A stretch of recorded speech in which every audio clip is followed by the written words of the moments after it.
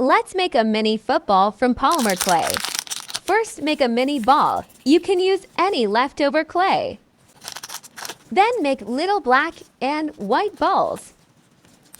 The white balls have to be a lot more than the black one.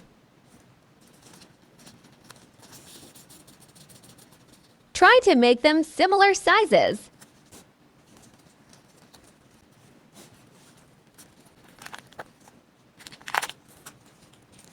Don't make too many balls. You can add more if you need later.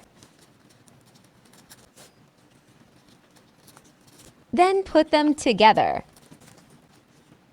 For each black ball, put 5 white ones.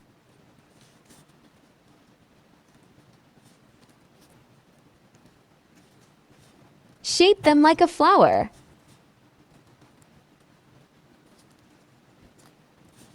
And then for the next ones, put whatever color they need.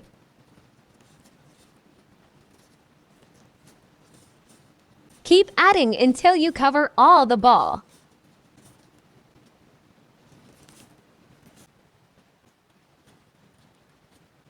If you want your football to be smaller or bigger than mine, all you have to do is make the inside ball the size you want.